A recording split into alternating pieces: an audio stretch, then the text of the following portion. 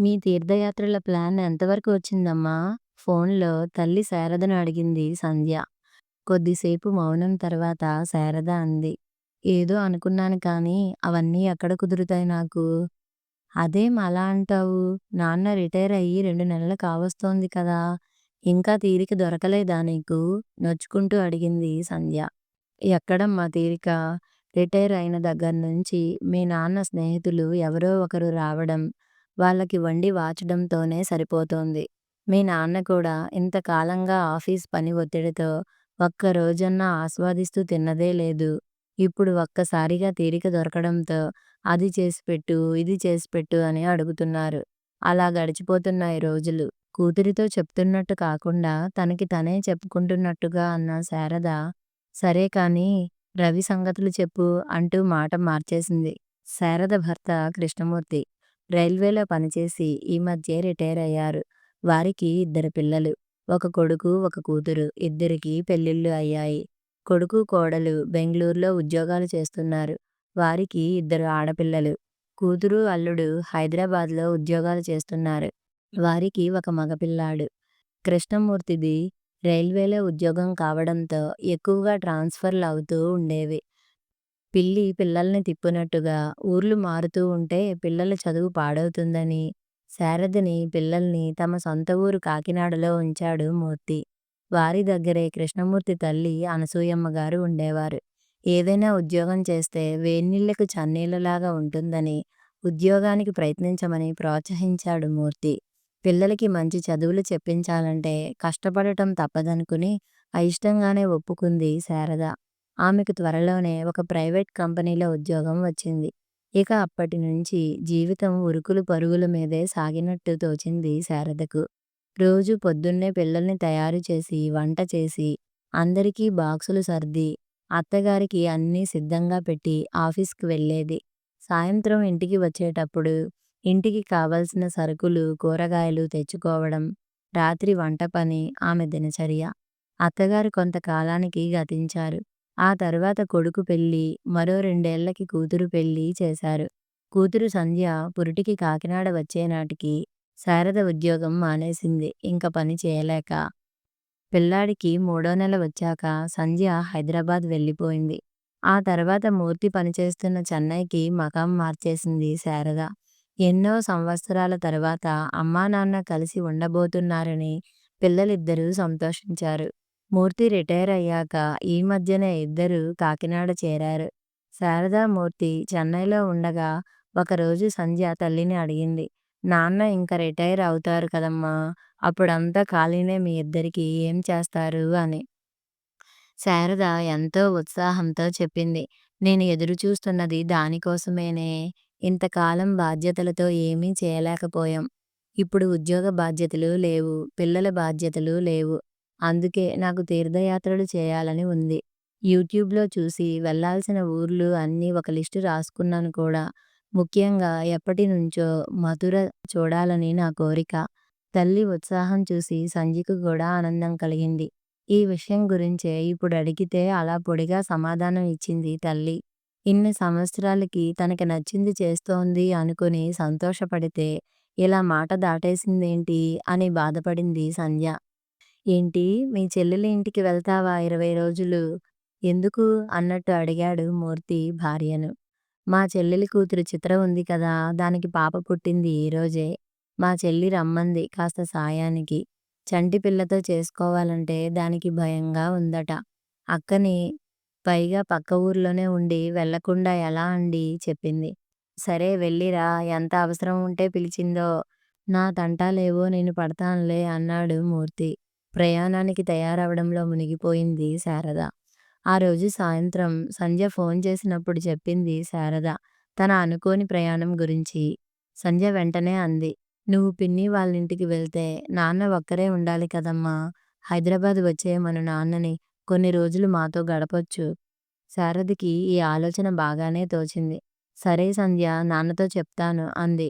తర్వాత శారద తన చెల్లెలి ఇంటికి వెళ్ళడం, మూర్తి సంధ్య వాళ్ళింటికి బయలుదేరడం ఒకేసారి జరిగిపోయాయి. ఏంటమ్మా నువ్వొచ్చావు స్టేషన్‌కి సాగర్ లేడా? అడిగాడు మూర్తి తనను తీసుకెళ్ళడానికి వచ్చిన కూతుర్ని చూసి. ఇంట్లోనే ఉన్నాడు నాన్న. నేనే మీకు నా డ్రైవింగ్ చూపించాలని వచ్చాను నవ్వుతూ చెప్పింది సంధ్య. వాళ్ళిద్దరూ మాట్లాడుకుంటూ ఇల్లు చేరేసరికి ఉదయం 6 అయింది. ఫ్రెష్ అయ్యి రండి నాన్న కాఫీ ఇస్తాను అంది సంధ్య. సంధ్య ఇచ్చిన కాఫీ తాగి పేపర్ చదువుతూ కూర్చున్నాడు మూర్తి. సంధ్య వంట పనిలో పడింది. గంట 7 కొట్టేసరికి సాగర్ లోపలి నుంచి పిలిచాడు. సంధ్యా కాఫీ అని. ఆ వస్తున్నా అంటూ కాఫీ కలిపి లోపలికి తీసుకెళ్ళింది. ఒక పావుగంట తర్వాత రవిని లేపి బ్రష్ చేయించి బయటికి తీసుకొచ్చింది.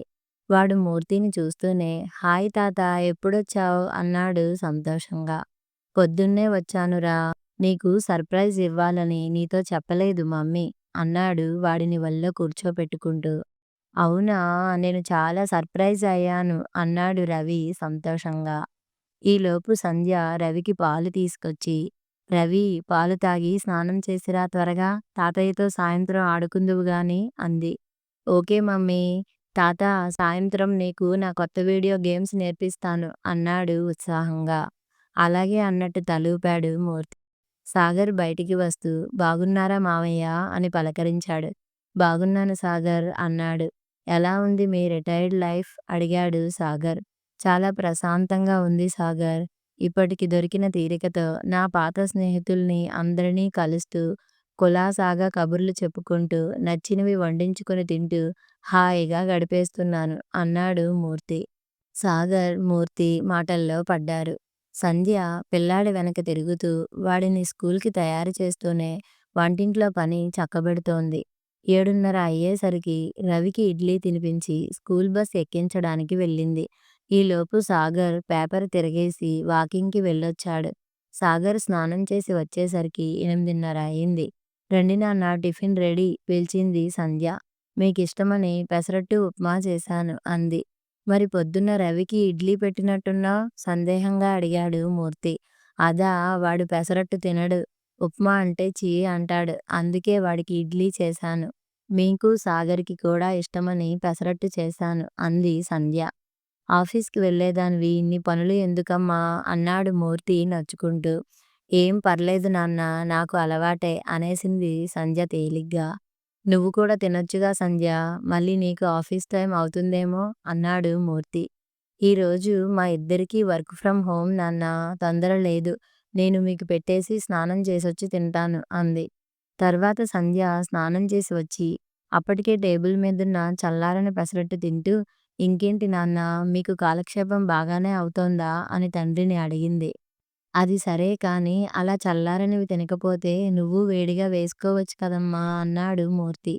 సంధ్య నవ్వుతూ ఇందాక మీకు వేసినప్పుడు పెనం వేడిగా ఉందని నాకు కూడా 2 వేసేసుకున్నాను నాన్నా. మళ్ళీ విడిగా అంటే టైం వేస్ట్ కదా. అయినా ఇదేమైనా కొత్తా నాకు రోజూ అలవాటే అంది చాలా తేలిగ్గా. తండ్రి మనసు బాధపడింది. సాగర్ ఈ సంభాషణ వింటూ కూడా ఏమీ మాట్లాడలేదు. ఫోన్లో ఏదో చూసుకుంటూ ఉండిపోయాడు. తర్వాత సంధ్య ఆఫీస్ పని చేసుకుంటూనే మధ్యలో వచ్చి పనిమనిషికి గిన్నెలు వేయడం లాంటి పనులు చేసింది. మూర్తి పుస్తకం చదువుతూ ఇవన్నీ గమనిస్తున్నాడు. పనిమనిషి వెళ్ళిపోయాక సంధ్య వచ్చి అరగంటలో గబగబా వంట చేసేసింది. ముగ్గురు కబుర్లు చెప్పుకుంటూ తినేశారు. సాయంత్రం రవిని స్కూల్ బస్ దగ్గర నుంచి మూర్తి తీసుకొచ్చాడు. రవి వచ్చాక వాడి షూస్ విప్పించి బట్టలు మార్చింది సంధ్య. రాగానే గేమ్స్ ఆడతానంటే వాడిని ఆపి ముందు హోంవర్క్ చేయమంది. వాడు అయిష్టంగానే బ్యాగ్ తీశాడు. నేను చూస్తానులే సంధ్య నువ్వు వెళ్ళి నీ వర్క్ చూసుకో అన్నాడు మూర్తి. చాలా థ్యాంక్స్ నాన్నా అంది సంధ్య హాయిగా. రవిచేత హోంవర్క్ చేయించాక వాడితో కాసేపు వీడియో గేమ్స్ ఆడాడు మూర్తి. ఈలోపు సంధ్య అందరికీ స్నాక్స్ ఇచ్చి టీ పెట్టింది. సాయంత్రం 6 అయ్యేసరికి సాగర్ ల్యాప్టాప్ మూసేసి హాల్లోకి వచ్చి కూర్చున్నాడు. రవి వాళ్ళ నాన్నతో నాన్నా ఈరోజు ఫ్రైడే కదా ఏదైనా మూవీ చూద్దాం అన్నాడు. సరే అలాగే రవి అంటూ సాగర్ టీవీ ఆన్ చేసి ఓటీటీలో కొత్తగా రిలీజ్ అయిన సినిమా ఒకటి పెట్టాడు. ముగ్గురు చూస్తున్నారు. సంధ్య మాత్రం ఇంకా ఆఫీస్ పనిలోనే ఉంది. 7 వచ్చి ఏం సినిమా చూస్తున్నారు అంటూ ఒకసారి టీవీలోకి చూసి అంతలోనే అమ్మో టైం 7 అయిందా అంటూ గడియారం చూసి నేను వెళ్ళి వంట చేయాలి బాబూ అనుకుంటూ వంటింట్లోకి వెళ్ళింది. ఒక గంటయ్యాక భోజనానికి రండి అంది. ఇక్కడికే తీసుకురా మమ్మీ, సినిమా ఇంకా అవ్వలేదు అన్నాడు రవి. ఓకే అని అన్నీ టీవీ దగ్గర అమర్చింది సంధ్య. మూర్తి కూడా వెళ్ళి కూతురికి హెల్ప్ చేశాడు. రవి, సినిమా పాజ్‌లో పెట్టి వెళ్లి నీళ్లు తీసుకురా అని పురమాయించాడు. సరే తాత అని పరుగున వెళ్ళాడు రవి. అందరూ సినిమా చూస్తూ భోజనం ముగించారు. సంధ్య వంటింట్లో అన్నీ సర్దుకుని వచ్చేసరికి సినిమా అయిపోయింది. రవి, ఇంక వెళ్ళి పడుకో. రేపు హాలిడే ఉన్నది నాకు, నాన్నకి కానీ నీకు కాదు అంది సంధ్య. సరే మమ్మీ, కానీ రేపు నైట్ మాత్రం నా ఇష్టం వచ్చినంత సేపు చూడనివ్వాలి అంటూ మూర్తికి గుడ్ నైట్ చెప్పి వెళ్ళాడు రవి. ఇంతలో తన ఫ్రెండ్ ఫోన్ చేస్తే మాట్లాడుతూ రూంలోకి వెళ్ళాడు సాగర్. ఏంటమ్మా సంధ్య, నీకు ఆఫీస్ వర్క్ ఎక్కువ ఉంటోందా? చాలా సేపు చేసినట్లు కనిపించావు అడిగాడు మూర్తి. అదేం లేదు నాన్నా, వంట చేయడానికి, రవి ఇంటికి వచ్చాక చూసుకోవడానికి మధ్యలో బ్రేక్స్ తీసుకుంటాను కదా! అందువల్ల కొంచెం ఎక్స్‌ట్రా టైం పడుతుంది నాకు చెప్పింది. ఇంతలో సాగర్ వచ్చి, సంధ్య, నా ఫ్రెండ్ కిషోర్ తెలుసు కదా! రేపు వాడు తన వైఫ్‌తో కలిసి హైదరాబాద్ వస్తున్నాడట. కలిసి చాలా రోజులైంది కదా అని మన ఇంటికి లంచ్‌కి రమ్మన్నాను. ఎలాగూ నీకు రేపు సెలవే కదా అని ఓకేనా అని అడిగాడు. అలాగా, సరేలే, ఎలాగూ రమ్మని చెప్పేశావు కదా! ఏదో ఒక వెరైటీ చేస్తానులే రేపు అంది ఒకింత నీరసంగా. థాంక్స్ అని లోపలికి వెళ్ళిపోయాడు. చూశారా నాన్న, సెలవు రాగానే ఏదో ఒక పని ఇలా వస్తుంది. సర్లే, ఆడవాళ్ళకి తప్పదు కదా! మీకు రిటైర్మెంట్ అయినా ఉంది కానీ మాకు అదీ ఉండదు అంటూ నిట్టూర్చింది సంధ్య. మూర్తి ఆలోచనలో పడ్డాడు. ఆ మరుసటి రోజు కిషోర్, అతని భార్య వచ్చారు. మర్యాదకి మూర్తి వాళ్ళందరి దగ్గర కూర్చున్నాడు కానీ మనసంతా ఆలోచనలతో నిండిపోయింది. ఇదివరకు కూడా తాను కొన్నిసార్లు ఇక్కడికి వచ్చాడు.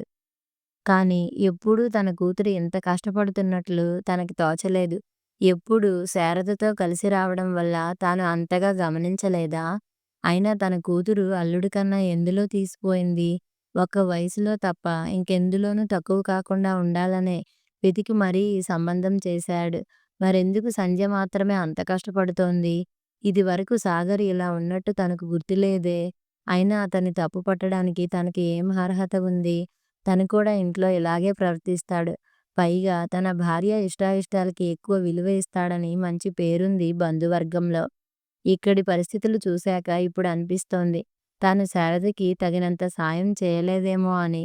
అవును, తను ఎప్పుడూ శారదకు ఇంటి పనిలో సాయం చేయలేదు. శారద ఎప్పుడూ అడగలేదు మరి తనని. ఇప్పుడు సంధ్య అయినా సాగర్‌ని ఒక్క మాట అనడం లేదు కదా! కానీ ఒక తండ్రిగా తన కూతురి కష్టం తన కళ్ళకి కనపడింది. కానీ తనతో ఇన్ని సంవత్సరాలు కష్టంలోనూ, సుఖంలోనూ సహచర్యం చేసిన శారద కష్టం తనకెప్పుడూ కనపడలేదు. ఇంత చిన్న విషయం ఇంతవరకు తనకు గ్రహింపుకు రానందుకు చాలా సిగ్గుపడ్డాడు. అక్కడ ఉన్నన్ని రోజులు సంధ్యకు తనకు చేతనైన సాయం చేస్తూ వచ్చాడు. ఒకరోజు సంధ్య అడిగింది, నాన్నా, ఇంక మీకు ఆఫీస్ లేదు కదా! ఏవైనా గుళ్ళు, గోపురాలు చూసి రావచ్చు కదా! అమ్మకి ఎప్పటినుంచో కోరికగా ఉంది అని. అవునా! అమ్మ వెళ్ళాలి అనుకుందా? అడిగాడు మూర్తి. అనుకోవడం ఏంటి నాన్నా? మీరు రిటైర్ అయ్యాక ఎక్కడికి వెళ్ళాలో ఒక పెద్ద లిస్టు రాసి పెట్టుకుంది కూడా. అందులో మొదటిది మథుర చెప్పింది నవ్వుతూ. ఇంత కథ ఉందా? నాతో మాట మాత్రం చెప్పలేదు అన్నాడు నిష్ఠూరంగా. ఈ మధ్యే కదా నాన్నా మీకు తీరిక దొరికింది. అందుకని మీ స్నేహితుల్ని కలుస్తూ ఎంజాయ్ చేస్తున్నారని ఊరుకుంది అమ్మ. అయినా అమ్మ ఎప్పుడూ చెప్పదు కదా తన మనసులోని కోరికలు అంది సంధ్య. పోన్లే, నాతో చెప్పి మంచి పని చేశావు. వచ్చే నెలలో మా ఇద్దరికీ మధుర వెళ్ళడానికి టికెట్స్ బుక్ చేస్తాను. అమ్మతో అప్పుడే అనకు, సర్ప్రైజ్ అన్నాడు మూర్తి. చిన్న పిల్లాడిలా చెప్తున్న తండ్రికేసి అలాగే అన్నట్టు తలూపింది సంధ్య. శారద ఇంటికి వచ్చే రోజు తనకంటే ముందే మూర్తి ట్రైన్ దిగాడు. శారద వచ్చే సమయానికి తనకి వేడిగా కాఫీ చేసి ఇవ్వాలని అనుకుంటూ దారిలోనే పాల ప్యాకెట్ కొని ఇంటికెళ్ళగానే ముందు డికాక్షన్ వేసి అప్పుడు స్నానానికి వెళ్ళాడు. శారద లోపలికి వస్తూనే, ఎన్నింటికి వచ్చారండి అంటూ వచ్చింది. నేను 6కే వచ్చానులే, నువ్వెళ్ళి కాళ్ళు చేతులు కడుక్కొనిరా, మంచి కాఫీ ఇస్తాను అన్నాడు. శారద ఆశ్చర్యంగా, అబ్బో, మీరు పెట్టారా అంది. ఏం, నాకు రాదనుకున్నావా? ఇదివరకు అంతా నేను చేసుకోలేదా ఏంటి అన్నాడు కినుకుగా. రాదని కాదు అని అర్ధోక్తిగా ఆపేసింది శారద. కాఫీ తాగుతూ విశేషాలు మాట్లాడుకున్నారు ఇద్దరు. "నీకో సర్ప్రైజ్" అన్నాడు మూర్తి. "ఏంటండీ ఈరోజు అన్నీ కొత్తగా?" అంటూ నవ్వేసింది శారద. జీవితంలో కొత్త పాఠాలు నేర్చుకున్నప్పుడల్లా మనం కొత్తగా మారుతూనే ఉంటాం కదా! అది ఏ వయసుకి అయినా వర్తిస్తుంది. సంధ్య వాళ్ళ ఇంటికి వెళ్లి చూశాకే నాకు నీ కష్టం అర్థమైంది. ఇంతకాలం కేవలం నా కళ్ళతోనే చూశాను కానీ, ఇప్పుడు మనసుతో చూస్తే అర్థమయింది. ఇంటి పనులు, ఆఫీస్ పనులతో నువ్వు ఎంత కష్టపడ్డావన్న విషయం అన్నాడు. ఏంటో చాలా కొత్తగా మాట్లాడుతున్నారు. నేను కష్టపడ్డాను నిజమే. కానీ అదంతా మన కుటుంబం కోసమే కదా! మీరు మాత్రం కుటుంబానికి దూరంగా ఉండి కష్టపడలేదా? అంది శారద. అవును శారద. అందుకే నాకు రిటైర్మెంట్ ఉంది. కానీ నీకు అది కూడా లేదు. అందుకే ఇక నుంచి మనిద్దరం పనులు పంచుకుంటూ, మనం గతంలో టైం లేక చేయలేకపోయిన పనులన్నీ చేద్దాం సరేనా? అన్నాడు మూర్తి. బాగానే ఉంది. అంతకంటే ఇంకేం కావాలి? ఇంతకీ ఆ సర్ప్రైజ్ ఏంటో చెప్పండి అంది శారద కుతూహలంగా. మనం మధుర వెళ్ళడానికి టికెట్స్ తీసుకున్నాను అన్నాడు మూర్తి మెరిసే కళ్ళతో. అవునా! సంధ్య చెప్పిందన్నమాట మీకు అంది శారద ఆనందంగా. అవును. నీ లిస్ట్ ఇప్పటికైనా నాకు చూపిస్తే నేను కూడా మంచి భర్త అవ్వడానికి ప్రయత్నిస్తాను మరి అన్నాడు మూర్తి ఆట పట్టిస్తూ. ఊరుకోండి. ఇప్పుడు మీరు మంచి భర్త కాదని ఎవరన్నారు? అంటూ నవ్వేసింది శారద. మొత్తానికి నన్ను విలన్ని చేసి మీ నాన్నగారికి సినిమా చూపించావుగా అన్నాడు సాగర్ చపాతీలు ఒత్తుతూ. సినిమా కాదు. మా అమ్మ మనసు ఆయనకి అర్థమయ్యేలా చూపించాలి అనుకున్నాను అంతే. మా నాన్న చాలా మంచివారు. కానీ భార్య చెప్పకుండానే తన మనసులో మాట తెలుసుకునే తెలివితేటలు లేవు. మా అమ్మ ఏమో బయటకి చెప్పదు. అందుకే ఈ చిన్న నాటకం అంది చిన్నగా నవ్వుతూ. అయితే మాత్రం ఇప్పుడు వాళ్ళిద్దరూ నన్ను తిట్టుకుంటూ ఉంటారు నిన్ను కష్టపెడుతున్నందుకు అన్నాడు బాధ నటిస్తూ. అయితే ఈసారి మా అమ్మానాన్న వచ్చినప్పుడు వంట మొత్తం నువ్వే చెయ్యి. నేనేమీ అడ్డు చెప్పను అంది సంధ్య కళ్ళెగరేస్తూ. ఆ వంట తిన్నారంటే ఎప్పటికీ క్షమించరు నన్ను అన్నాడు సాగర్. ఇద్దరూ నవ్వుకున్నారు పెద్దగా. కథ సమాప్తం.